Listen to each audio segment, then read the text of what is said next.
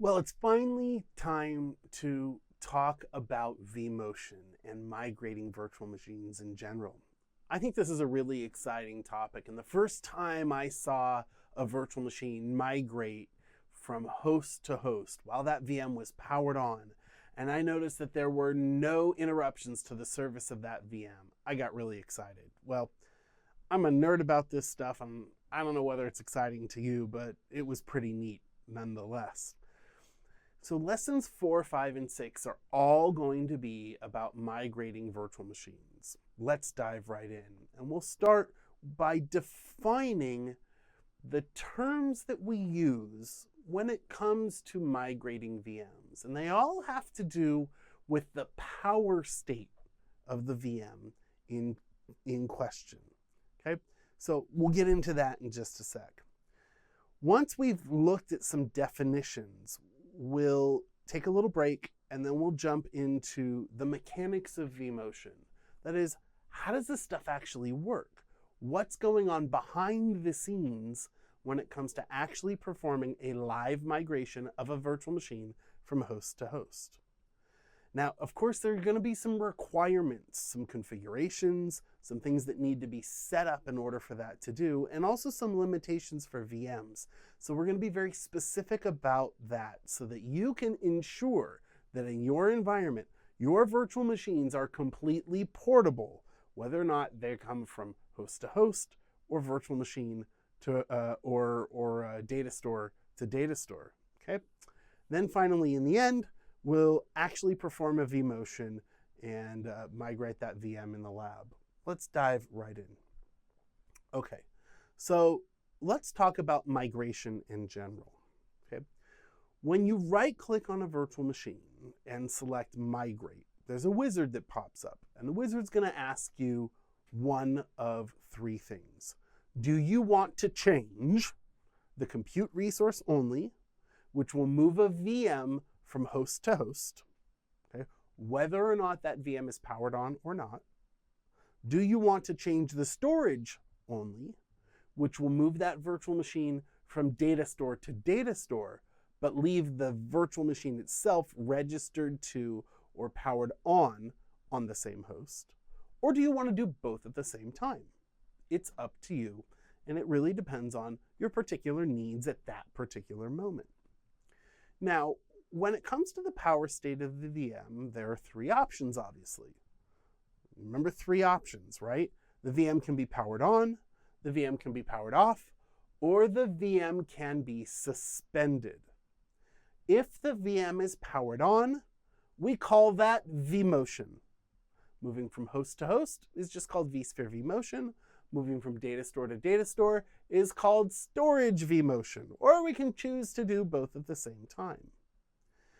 If the VM is powered off or suspended, we call that a cold migration. We do not call that vMotion. Okay? We only use the term vMotion if the VM is powered on. So vMotion, right? Moving a powered on virtual machine from host to host. There are lots of reasons why we might want to do this. I might just want to make better overall use of the hardware.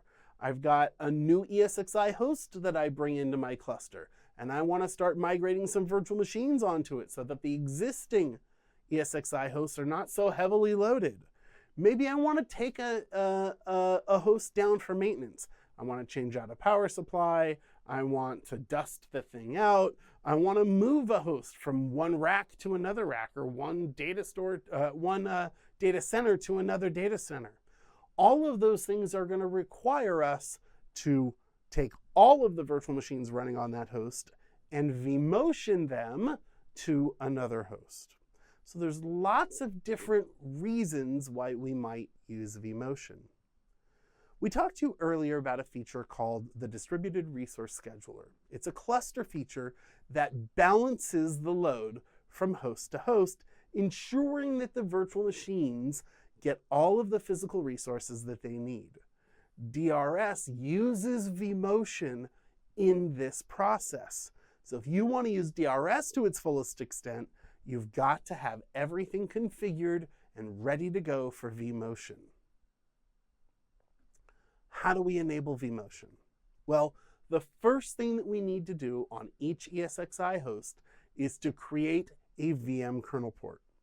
And when we create that VM kernel port, among the list of features that we want to enable on that VM kernel port, there's a little checkbox for vMotion. So here we can see that we have a new switch. This is actually a screenshot taken directly from our lab environment. We have a new virtual switch. It's enabled for vMotion. In fact, this virtual switch, we've named it, this VM kernel port, we've named it vMotion, and we've given it an IP address. Here's the one on ESXi 02. Here's the VM kernel port on ESXi 01. Note that they have different IP addresses. The last thing that you want to do is create IP address conflicts when you are enabling VM kernel ports for vMotion on all of your ESXi hosts. Make sure that this is set up when you're doing a LAN on a layer 2 network. Long distance vMotion across layer 3 networks is also something that's supported, but we'll talk about that a little bit later. When we come back, we'll look at the mechanics of vMotion. That is, what's happening on our ESXi hosts and on this network that we create with these VM kernel ports to engage and execute a vMotion itself. Talk to you soon.